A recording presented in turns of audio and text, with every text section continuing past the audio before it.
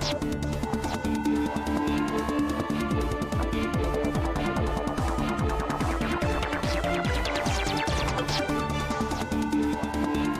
to the Economy Magazine. I'm Binyamin, Tjong-Alvares with the news from the global economy. Today we cover India to cut energy imports and boost growth. And as Bolivia's poor become richer, so does the architecture. First, the headlines. The United States and Britain said Nigeria's election results may be subject to deliberate political interference. Given the tight race between President Goodluck Jonathan, a Christian from the south, and his Muslim challenger Muhammadu Buhari, tensions run high. The vote marks a pivotal moment for Africa's most populous country and for the region as a whole as it takes on long-standing economic problems. But before tackling economic issues, the new government will have to contain religious and ethnic strife while also curbing Boko Haram's spread. Emerging markets private equity group Abraj raised more than $1.3 billion for two funds investing in Africa. It is the largest amount amassed for direct deals across the continent. The Dubai-based group capped its Sub-Saharan Africa fund at $990 million, higher than the $800 million it originally sought to raise. The North African fund will probably end up oversubscribed at $340 million, exceeding its $250 million target. There has been a surge of private equity interest across sub-Saharan Africa, with U.S. group Carlyle making its first investments in Nigeria and South Africa last year. Abraj manages $7.5 billion of assets, of which it has deployed $3 billion across Africa. Greek Prime Minister Alexis Tsipras sought a consensus in Parliament after his proposals failed to satisfy his European creditors. Tsipras addressed the opposition, asking whether they would back the national negotiating strategy to put an end to austerity. Greece and its creditors are still far apart on an economic overhaul plan required to allow disbursement of aid. But as opposition leader, former Prime Minister Antonis Samaras cautioned Tsipras to make a deal, his own ministers warned against retreating from campaign promises. Argentina is struggling its last-minute efforts to use the Byzantine global payment system to distribute money to bondholders defying a U.S. court ruling. Buenos Aires asked Euroclear and Clearstream, the European-based central securities depositories, to help pay interest due on Tuesday. But neither is likely to comply, as New York Judge Thomas Grisa last week barred them from processing any debt payments by Argentina. And while the Argentine government tries to circumvent the U.S. ruling, the U.S. court may now move to prevent all bond payments by Argentina. Pitching for an energy-sufficient India, Prime Minister Narendra Modi wants to cut oil imports while exhorting domestic firms to become global players. But as Modi aims to ramp up India's economy and its growing population, he may have to look for alternative sources of energy. Indian Prime Minister Narendra Modi announced in recent days that India will embark on a program aimed at reducing India's energy imports by 10% by 2022, and meanwhile target 10% economic growth by then, according to the Reuters report. The pitch came at an energy summit in New Delhi. We import about 77% in the energy sector today, in coal, gas and petroleum. Can we dream of at least cutting down 10% from the 77% imports and achieve 10% more growth by 2022, when India celebrates 75 years of independence? India imports around 80% of its daily gas needs, and just days before the announcement, India signed 6 agreements with Qatar on issues from investments to energy. Trade between India and Qatar hovers just over $16 billion annually, with most of that money finding its way to Qatar because of those gas imports. India's oil consumption is supposed to go up by just over 3% next fiscal year, according to India's Energy Data Organization, because of Modi's focus on economic growth. Despite the challenges, the controversial prime minister has his eyes set on greater energy independence after the first hurdle is jumped. Once we are successful in bringing down the imports by 10% and achieving a growth of 10%, I assure you we can bring the figures down to 50% by 2030. India used just under 13% renewable energy sources and 59% coal in June of last year to power electric needs. While the renewable number is impressive by some counts, India faces rapid population growth, and the country will have to look further into clean technologies and sustainable infrastructure if it wants to keep its energy costs down and its economy on the rise. India seeks to cut oil imports and become energy sufficient, but what alternative sources of energy will it have to tap into until it does? David Kainan, Deputy Chairman of the Israel South Indian Chamber of Commerce, joins us now on the phone. David? Good evening, Benjamin. How are you? Good evening. Thank you very much. So energy is the backbone of the Indian economy, the world's third largest energy consumer, carrying the potential to spur growth in all other sectors. What can Modi do in the short run to boost domestic energy production? Well, in the short run, what we see right now is first a lot of very good relationship with Iran first, in order to get relatively cheap oil from Iran. Secondly, in his recent visit to Australia, Modi has secured an ongoing supply of nuclear fuel for India's nuclear reactors, which were in shortage till lately, and by that reducing the energy cost in India furthermore. Slightly in the longer run, Modi is now changing the entire coal economy of India. India has the second largest reserves of coal in the world, but till now, due to so many bureaucratic reasons, it was not being utilized and used. And actually, India used to import coal while having coal, many coal reserves. So what we see right now is a drastic change in the regulation of coal mining in order for India to be able to use its coal for internal process, for internal usage. Okay, various questions based on what you just mentioned. First of all, I mean, there was just an article today saying that there had not been any crude imported from Iran pending the an agreement being reached between Iran and the 6 world powers on nuclear energy in Iran.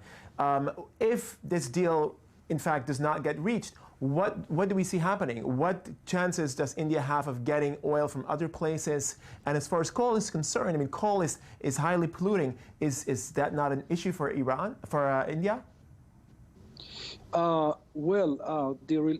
Iran and India had a very good relationship for the last couple of thousands of years. Okay, it is important to understand that these relationships are far beyond any kind of local geopolitical issues or anything which has to do with the U.S. or any Western powers. I do not expect India to stop buy oil from Iran in the foreseeable future. It might be that way or another. It might be reduced a little bit, but I do not expect India to stop completely buying oil from Iran.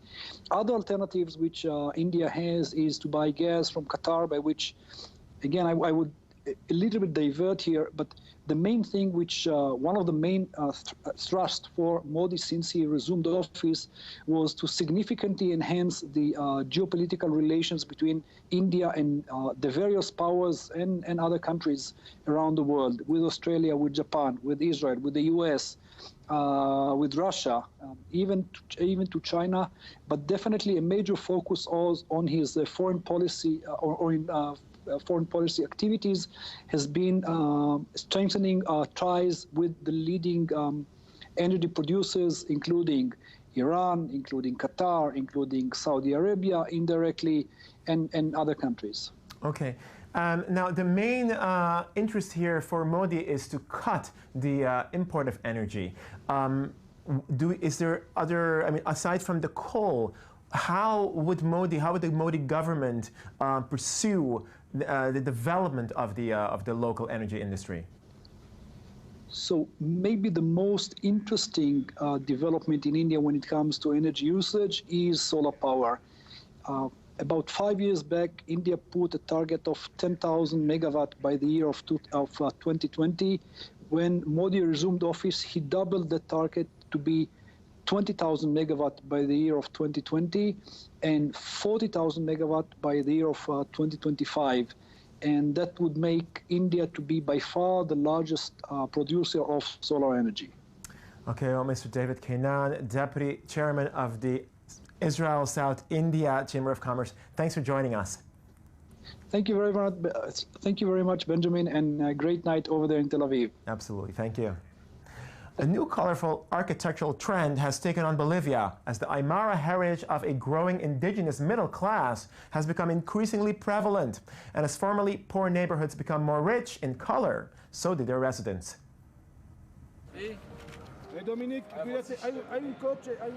Just a few years ago, foreigners wouldn't have dared venture here, one of Bolivia's most impoverished and dangerous cities just outside La Paz. But El Alto is slowly turning into a tourist attraction, thanks to this new colourful architectural trend, the chalette. Down in La Paz, they say people up here aren't so rich. But we're here and we see great signs of wealth, despite the jungle and all the beggars. We see beautiful buildings like this one, and it's pretty striking. Chalette is a combination between the word chalet and the ethnic slur cholo, which refers to Hispanics of indigenous or mestizo heritage. These luxury buildings have mushroomed in El Alto since the 2006 election of Evo Morales, the first president from the country's indigenous community, who has put the Aymara population at the forefront of his economic policies. A growing indigenous middle class is now able to invest in real estate, and they're increasingly proud of their Andean roots. Economically, El Alto has changed quite a lot since the arrival of our President Evo. There were always rich Aymaras, but they kind of used to hide. Now we're no longer scared to show what we have, what we like, and what we want to do. The rise of chalettes, which cost between 200,000 and 800,000 euros, also shows that El Alto itself is doing better, as it benefits from Bolivia's solid economic performance over the past 8 years. Tour guides like Wilfredo Poma have tapped into the city's economic revival to showcase indigenous culture to the world. We give them a full tour, we show them Andean cosmology, we tell them about social struggle, religion, access to education, women's place in society. But chalettes are what strike people the most. With multicolored buildings and a new sense of pride, Bolivia's indigenous bourgeoisie is changing the face of its poorest neighborhoods. Now for a look at some other newsworthy items with I-24 News journalist Daniel Roth in Media Watch. So Daniel. How's it going? Good. I understand you have a story about cooperatives. Yes, cooperatives. We've reported on this before, the cooperative phenomenon. This is something that started hundreds of years ago. It has its beginnings in the UK, but has spread around the world. Now there's 30,000 cooperatives in the US. There's hundreds of thousands more, maybe millions around the world. It accounts for an enormous part of the global economy. Cooperatives are essentially workers that collectively own a business, or consumers that collectively own a business that they buy things in, or some mix of the two of these. And sorry, go ahead. Yeah. And REI is the example we're using in this case. REI is a billion-dollar business in the U.S. Okay. This is backpacks, yoga pants, climbing gear, things like this, that is literally billions of dollars. And the interesting thing here is that cooperatives get a bad name. Cooperatives sound like this hippie sort of thing that you do because you want to be nice. Actually, all the research shows that cooperatives tend to be more, have more longevity than regular business across the board. Because there's more people actually personally invested, so to speak, in the concept? Exactly. There's a number of reasons. There's the personal investment. There's when there's the personal investment, when there's less chance for groupthink, by way of having more people involved in decision making. You also have more long-term thinking if it's managed right. So of course there are cooperatives that fall down on their face, but by and large the research shows that these businesses do better for longer. Right, and isn't it true also with REI actually specifically that they are incredibly successful financially? Yeah, so the story came about, of course, in Bloomberg. They weren't just trying to highlight cooperatives because Bloomberg doesn't tend to do that, but this business brought in $2.2 billion last year. $2.2 billion. So for the 5.5 million members, they get a dividend at the end of the year that makes a big difference in their pockets and is the place where they go shopping for these things. Just for reference, I mean, they're essentially on the same level as North Face. I mean, yeah, they did better than both high-end and low-end. Walmart, they did, you know, they were just doing amazingly last year. And part of the reason is that it's a cooperative business, that people see that and they like that and they want to be a part of that. And presumably they actually have good quality. Right, and this is the other thing. When you have consumers who are part owners, they want the best quality stuff that they can get. They want the best quality things, so they get to be part of the decision-making process of getting those best quality things. In most cases, there's different models, different cooperatives work based on different models, and it's a really interesting story to watch. Interesting to hear about more cooperatives in the future. Thanks, Dan Roth, for joining us. Absolutely.